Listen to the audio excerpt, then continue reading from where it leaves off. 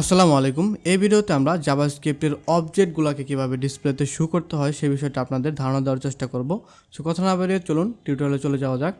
So first of all এখানে বলছে যে কিভাবে আমরা জাভাস্ক্রিপ্টের অবজেক্টটাকে ডিসপ্লে করতে পারি। সো এই ক্ষেত্রে আমাদের কিছু ডম সম্পর্কে কিছু হালকা পাতলা ধারণা হয়ে যাবে। সো এখানে কিন্তু বিস্তারিত আমরা ধারণা পেয়ে যাব। এই যে জাভাস্ক্রিপ্টের ডম এখানে কিন্তু টিউটোরিয়াল আপনাদের জন্য দিব। এখানে জাস্ট একটু বেসিক ধারণা রেখে দিবেন, আমি আপনাদের বোঝানোর চেষ্টা করব। ওকে, সো ফার্স্ট অফ অল এখানে দেখেন কি করছে, আমি একটু আপনাদের বোঝানোর চেষ্টা করি।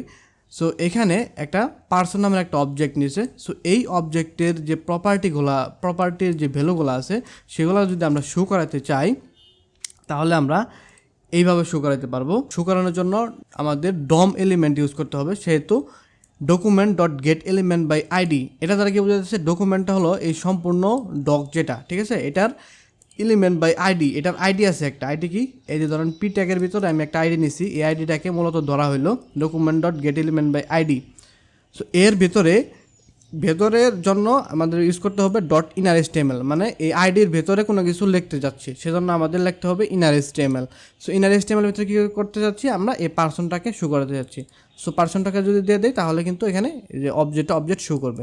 সো পার্সনের যে কোনো কিছুকে আমরা এভাবে শো করাতে পারবো। যেরকম সাপোজ আমরা দিলাম পার্সন ডট নেম, তারপর যদি আমরা এখানে রান করি তাহলে কিন্তু জন পেয়ে যাব। সেমভাবে আমরা এখানে চাইলে এজ কিংবা সিটি সেগুলো সব কিন্তু দেখতে পারি। দেখতে পাচ্ছেন এই পাশে কিন্তু মানগুলো চলে আসছে। ওকে, আমরা পরবর্তী জিনিসগুলো একটু চলে যাই। So display object property by name and loop করে দেখাইতে পারি, এবং সেটাকে কি অবজেক্টের ভ্যালুগুলোকে দেখাইতে পারি, এবং জেসন স্ট্রিংইফাই করেও দেখাইতে পারি। সো এই সব বিষয়গুলো আমরা এই টিউটোরিয়ালের ভিতর দেখতে যাচ্ছি।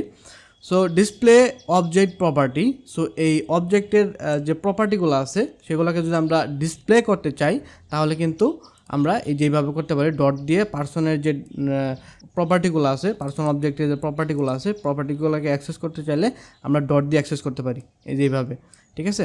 এবং সেটার সাথে কনক্যাটিনেশন করে, মানে কমাকে যোগ করছে আর কি। কনক্যাটিনেশন মানে তো যোগ করা, আপনারা জানেন।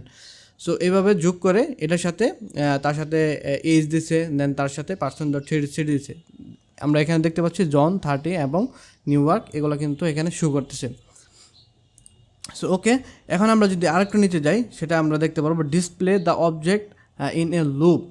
সো এই অবজেক্টের যে প্রপার্টির ভ্যালুগুলো আছে এই ভ্যালুগুলোকে প্রত্যেকটা যদি আমরা লুপ করে দেখতে চাই, ঠিক আছে, একের পর যদি দেখতে চাই, সেক্ষেত্রে আমাদের ফর ইন লুপ ইউজ করতে হবে, সেটা আমরা অলরেডি জানি, ঠিক আছে। সো এটার সিস্টেমটা কি আমি আপনাদের একটু বোঝানোর চেষ্টা করি। সো ফর ইন লুপ সম্পর্কে কিন্তু আমি গত আগের টিউটোরিয়ালে আপনাদের ধারণা দেওয়ার চেষ্টা করছিলাম। সো আবার একটু বলে দেই, এখানে দেখতে পাচ্ছেন একটা পার্সন নামের একটা অবজেক্ট আছে। সো অবজেক্টের কিছু ভ্যালু আছে, ঠিক আছে, এরকম একটা ভ্যালু আছে এবং তার প্রপার্টি এবং ভ্যালু আছে, এবং এই পাশে দেখতে পাচ্ছেন ফর ইন লুপ চালানো হয়েছে। সো ফর ইন লুপ কীভাবে লিখতে হয়, ফার্স্টে ফর দিয়ে স্টার্ট করতে হয়, অ্যান্ড ফার্স্ট ব্র্যাকেটের ভিতরে একটা ভেরিয়েবল নিতে হয়। যে সাপোজ লেট এক্স নামের একটা ভেরিয়েবল নিল, এবং সেটা যেহেতু ইন লুপ অবশ্যই এখানে ইন দিতে হবে, অ্যান্ড দেন লাস্টে কিন্তু আমাদের অবজেক্টের নামটা বলে দিতে হবে। আমরা এখানে অবজেক্টের নামটা বলে দিলাম। ওকে, এখানে দেখতে পাচ্ছেন টেক্সট এখানে কিন্তু একটা ভেরিয়েবল নেওয়া হয়েছে, এবং টেক্সটটা কিন্তু এমটি স্ট্রিং রাখা হয়েছে, কোনো কিছুই কিন্তু ভ্যালু নাই টেক্সটের ভিতরে। সো এখানে যদি আমি কনসোল লক করি তাহলে কিন্তু এই টেক্সটের ভ্যালুটা মানে একদম এমটি স্ট্রিং আসবে, কিছুই আসবে না। সো এইটার ভিতরে কী করছে, টেক্সট প্লাস ইকাল টু মানে কি, টেক্সট ইকাল টু এটা যে কথা এবং এইটাও সেম কথা, টেক্সট প্লাস পার্সন তার ভিতরে এক্স, এবং এই ভ্যালুটা একই কথা, সেম কথা, ঠিক আছে। সো এখানে আমরা যে লুপ করে যে ভ্যালুগুলো পাচ্ছি সেগুলো মানগুলো কিন্তু এই এক্সের ভিতরে পেয়ে যাচ্ছি, ঠিক আছে। সো এই ক্ষেত্রে আপনাদের একটা মাথায় রাখতে হবে যে নর্মালি আমরা পার্সন অবজেক্টের যে প্রপার্টিগুলো আছে সেগুলোকে অ্যাক্সেস করতে পারি ডট দিয়ে কিংবা এই সিনটেক্সে। সো এই ক্ষেত্রে কিন্তু আমরা যখন লুপ ইউজ করব সেক্ষেত্রে আমাদের এই সিনটেক্সটা ইউজ করতে হবে। সেক্ষেত্রে যদি আমরা ডট দিই তাহলে কিন্তু কাজ করবে না, ঠিক আছে, এই জিনিসটা মনে রাখতে হবে। তাহলে আমরা এই টেক্সটের ভিতরে ডম এলিমেন্টের মাধ্যমে, ঠিক আছে, আমরা সেটা কিন্তু এখানে শো করাইতেছি, ঠিক আছে। দেখতে পাচ্ছেন এখানে কিন্তু ওই যে প্রত্যেকটা ভ্যালু কিন্তু শো করতেছে, জন 30 অ্যান্ড নিউ ইয়র্ক, দেখতে পাচ্ছেন এখানে কিন্তু লুপ করে একের পর এক সেখানে কিন্তু ভ্যালুগুলো শো করতেছে। সো এখন আমরা নিচে যদি যাই তাহলে সেই জিনিসগুলো দেখতে পারবো। বলছে দেখেন, you must use person dot x in loop. কারণ লুপের ভিতরে এই সিনট্যাক্স ছাড়া আপনি যদি অন্য সিনট্যাক্স ইউজ করেন তাহলে কিন্তু আপনাকে এরর দিবে। অবশ্যই এটা এই সিনট্যাক্সটা ইউজ করতে হবে। যদি আপনি এই পার্সন ডট এক্স এইভাবে যদি দেন তাহলে কিন্তু কাজ করবে না, নট ওয়ার্ক, সেখানে কিন্তু বলে দিছে। কারণ কি, x is not an is a variable, because x একটা হলো ভেরিয়েবল, ঠিক আছে, এই জন্য এটা কাজ করবে না। সো এখানে দেখতে পাচ্ছেন ইউজিং অবজেক্ট ডট ভ্যালু, এর মাধ্যমে আমরা একটা অবজেক্টকে অ্যারে বানাইতে পারি। সো আমি একটু আপনাদের দেখানোর চেষ্টা করি। অনেকে তো মানে আমি এখানে টাইউর সলভটা দেখালাম আপনাদের, এখন আমি একটু কোড করে দেখানোর চেষ্টা করি, তাহলে একটু মেবি বেটার হবে আপনাদের, ঠিক আছে। সো এটা হলো কালকের যে কোডগুলো আপনাদের বুঝাচ্ছিলাম সেগুলো আছে এখানে। সো এখানে আমি দেখাইতেছি, দেখেন। সো এখানে একটা কনস্ট্যান্ট নামের একটা পার্সন নামের অবজেক্ট আছে, সেই অবজেক্টটাকে আমি অবজেক্ট ডট ভ্যালু দিয়ে দেন তার ভিতরে পার্সন অবজেক্টটাকে দিয়ে দিলাম। এখন যদি আমি কনসোল ডট লগ করি, ঠিক আছে, তাহলে কি আসবে, কনসোল ডট লগ করার পরে মাই এর যদি দেই তাহলে কিন্তু আমরা মাই এরে যে সেটা কিন্তু এর আকারে পাবো, কারণ এটা কিন্তু এরে হয়ে গেছে অলরেডি। অবজেক্ট ডট ভ্যালুর ভিতরে যদি আমরা কোনো অবজেক্টটাকে পাস করি তাহলে কিন্তু সেটা এরে হয়ে যায়। দেখেন আমি এইখান থেকে একটু দেখানোর চেষ্টা করি, দেখেন এটা কিন্তু এই যে এর আকারে শো করতেছে, দেখেন এই যে জন 30 নিউ ইয়র্ক এগুলো কিন্তু এই যে এর সিনট্যাক্সে শো করতেছে। আশা করি বিষয়টা বুঝতে পারছেন। ওকে, এখন এখানে বলছে কি my array is now JavaScript array. এখন বর্তমান সময়ে মানে এই সিনট্যাক্সটা ইউজ করার ফলে কিন্তু এই মাই অ্যারেটা হয়ে গেছে কিন্তু কি একটা অ্যারে, ঠিক আছে। সো এটা কিন্তু এখন ডিসপ্লে করার জন্য রেডি, ঠিক আছে, সেই জিনিসটা বলছে এখনও। সো এক্সাম্পল হিসেবে আর একটা এখানে এক্সাম্পল দিচ্ছে, দেখতে পাচ্ছেন। সো এখানে একটা পার্সন নামের একটা অবজেক্ট আছে, সেটাকে কি করছে অ্যারে আকারে সিনট্যাক্সে বানাইছে। বানানোর পরে সেটাকে কি করছে ওরা ডিসপ্লেতে শো করাইছে। সো ডিসপ্লেতে শো করানোর জন্য কি ইউজ করতে পারি, ডম এলিমেন্ট ইউজ করতে পারবি। সো ডম এলিমেন্ট কীভাবে ধরতে পারি, এই সাপোজ এখানে পি ট্যাগ আছে, পি ট্যাগের ভিতরে একটা আইডি আছে, এই আইডিকে ধরার জন্য document dot get element by ID, এইভাবে আমরা এই আইডিকে ধরতে পারি। সো এখানে যদি ক্লাস থাকতো তাহলে কিন্তু আমরা কি করতাম, document dot get element by class name, ঠিক আছে, ক্লাস নেম দিয়ে সেটা কিন্তু আমরা ধরতে পারতাম। যখন আমরা ডম এর ক্লাসে যাব তখন আপনাদের বিস্তারিত বলার চেষ্টা করব, এবং সেটার ভিতরে আইডির নামটা দিয়ে দেন সেটার ইনার HTML, মানে ভিতরেই আমরা লিখতে যাচ্ছি, সেহেতু আমাদের ইনার HTML ব্যবহার করতে হবে। ওকে, এখন এই ইনার HTML এর ভিতরে করছে কি অবজেক্ট, তার ভিতরে ভ্যালু অ্যান্ড দেন পার্সন দিয়ে দিছে, পার্সনের প্রত্যেকটা যে ভ্যালুগুলো আছে সেই ভ্যালুগুলো কিন্তু এখানে শো করবে, আপনারা এখানে কিন্তু দেখতে পাচ্ছেন, ঠিক আছে। সেইভাবেও এই সিনট্যাক্সে আপনারা ইউজ করতে পারেন। এবং অবজেক্ট ডট ভ্যালু এটা কিন্তু 2016 পরে যে ব্রাউজারগুলো আছে সেগুলো কিন্তু প্রত্যেকটাতে সাপোর্ট করবে। সো এখানে দেখতে পাচ্ছেন যে সাপোর্টেড ব্রাউজারগুলো আছে সেখানে কিন্তু এখানে দেওয়া আছে। এবং এখানে using Jason dot stringify, so আপনি চাইলে একটা অবজেক্টকে স্ট্রিং করতে পারেন, স্ট্রিংইফাই করতে পারেন। কেমনে করতে পারেন, সো জেসন ডট স্ট্রিংইফাইয়ের ভিতরে যদি কোনো অবজেক্টটাকে পাস করেন তাহলে কিন্তু সেটা স্ট্রিং হয়ে যাবে। সো আমি একটু দেখাই। সো সাপোজ এই যে এই জিনিসটা আমি আপনাদের কপি করে নিয়ে দেখাইতেছি, ঠিক আছে, এই জিনিসটাই এখন দেখেন কী করছে এখানে। এখন দেখেন জেসন ডট স্ট্রিংইফাইয়ের ভিতরে এই পার্সন অবজেক্টটাকে দিয়ে দিছে।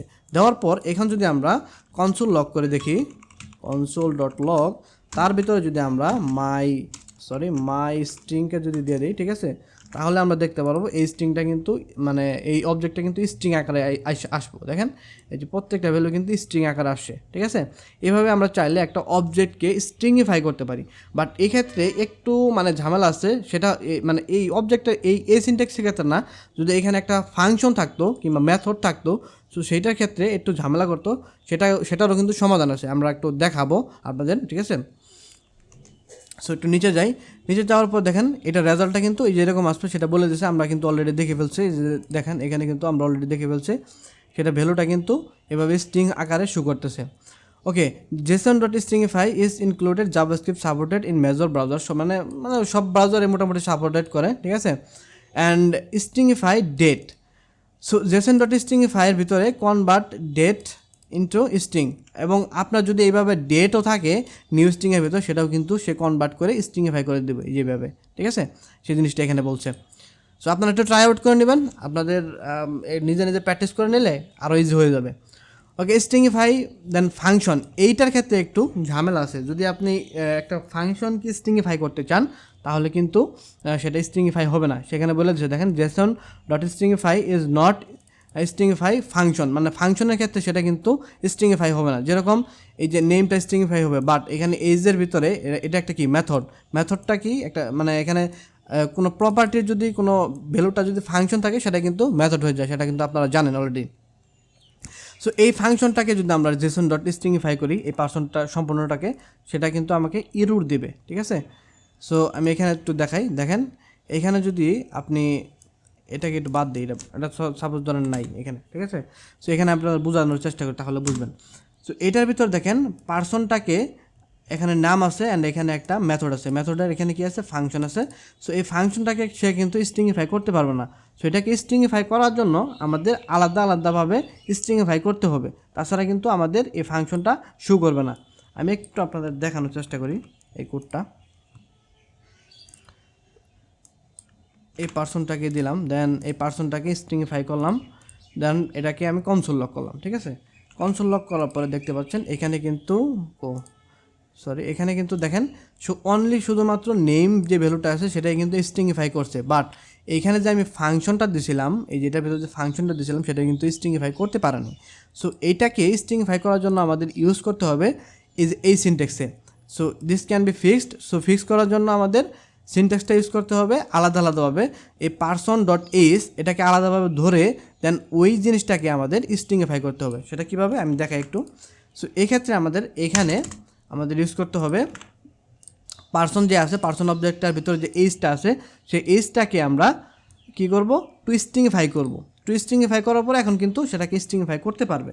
এখন আমি দেখাই, দেখেন এখন যদি আমি এই সিনট্যাক্সে যাই দেন রিফ্রেশ দিই, তাহলে দেখতে পারবেন এখানে নামও আসছে অ্যান্ড সাথে কিন্তু ফাংশনটা সহকারেও কিন্তু এখানে স্ট্রিংফাই করে ফেলছে। সো আশা করি বিষয়টা বুঝতে পারছেন। সো যদি কোনো ফাংশনকে আপনাকে স্ট্রিংফাই করতে হয় তাহলে কিন্তু আলাদাভাবে সেই ফাংশনটাকে ধরে দেন সেটাকে স্ট্রিংফাই করে দেন সম্পূর্ণ অবজেক্টটাকে স্ট্রিংফাই করবেন, তাহলে কোনো প্রবলেম হবে না। ওকে, স্ট্রিংফাই অ্যারে আপনি চাইলে একটা অ্যারেকেও কিন্তু স্ট্রিংফাই করতে পারেন। সো নর্মালি একটা অ্যারের ভিতরে যদি আপনি জাস্ট লেখেন জেসন ডট স্ট্রিংফাই, তার ভিতরে যদি এই অ্যারেটাকে দিয়ে দেন তাহলে কিন্তু সেই অ্যারেটাকেও স্ট্রিংফাই করে ফেলবে, ঠিক আছে।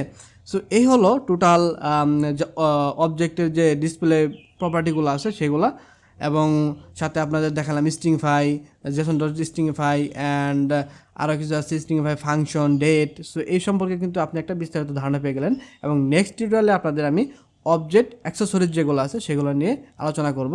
মূল কথা এটা কিন্তু মোটামুটি ভালো ইম্পর্ট্যান্ট, গেটার সেটার যে ফাংশনগুলো আছে আপনারা সচরাচর ইউজ করে থাকেন সেগুলো কিন্তু এই অ্যাক্সেসরিজের ভিতরে আছে। সো সবাই সুস্থ থাকেন, ভালো থাকেন, টিল দেন টেক কেয়ার, আল্লাহ হাফেজ। আর অবশ্যই চ্যানেলটা কিন্তু সাবস্ক্রাইব করবেন এবং কমেন্ট করে জানিয়ে দেবেন আপনাদের ভিডিওটা কেমন লাগছে। আল্লাহ হাফেজ।